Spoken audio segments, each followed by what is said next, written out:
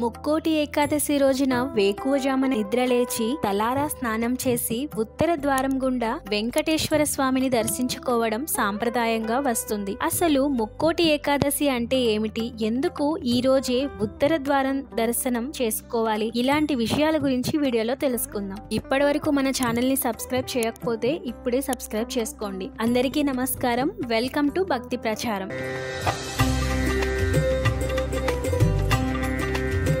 హిందువులు ఆధ్యాత్మికమైన విషయాల్లో చాలా శ్రద్ధ చూపుతారు. పండుగలకు, విశేషమైన రోజులలో ప్రత్యేక పూజలను నిర్వహిస్తారు. ఇక ఏకాదశి రోజుల్లో విష్ణు సంబంధమైన ఆలయాలను సందర్శిస్తారు. అలాగే ఉపవాస దీక్షలను నిర్వహిస్తారు. ఇక ముక్కోటి ఏకాదశి అంటే ఎంతో విశిష్టమైన రోజు. ఈ ఏడాది ముక్కోటి ఏకాదశి జనవరి 10వ తేదీన వచ్చింది. ఆ రోజున దాదాపు ప్రతి దేవాలయంలో ఉత్తర ద్వార దర్శనం ఏర్పాటు చేస్తారు. అంతేకాదు దగ్గరలో పుణ్యనదులు ఉంటే వాటిలో స్నానమాచరిస్తారు. ఇలా చేస్తే కోటి పుణ్యాల ఫలం లభిస్తుందని పురాణాలు చెబుతున్నాయి. సూర్య భగవానుడు ఉత్తరాయణ పుణ్యకాలానికి ముందు వచ్చే ఏకాదశిని ముక్కోటి ఏకాదశి అంటారని పండితులు చెబుతున్నారు. సూర్యుడు మకర రాశిలోకి ప్రవేశించిన తరువాత మకర సంక్రమణం మధ్యలో ముక్కోటి ఏకాదశి వస్తుంది. దీనినే వైకుంఠ ఏకాదశి అని కూడా అంటారు. ఈ రోజున అంటే 2025 జనవరి 10వ తేదీన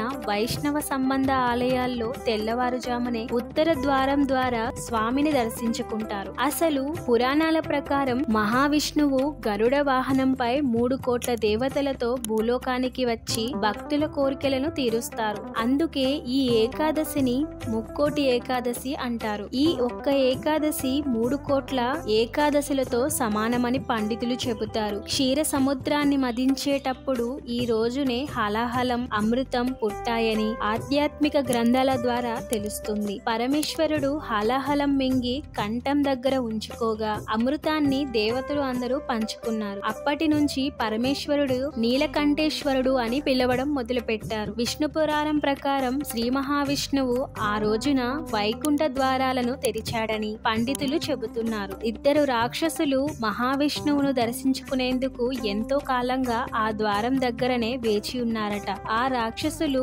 పూర్వజన్మలో చేసిన పాపాల వలన రాక్షసులుగా జన్మించారు. ఆ రాక్షసులు తమ పాపాలను నివృత్తి చేసి వైకుంఠ ప్రవేశం కల్పించాలని విష్ణుమూర్తిని కోరారు. అప్పుడు పుష్యమాసం ఏకాదశి రోజున వైకుంఠ ద్వారం తెరిచి వారికి ముక్తిని ప్రసాదించారట.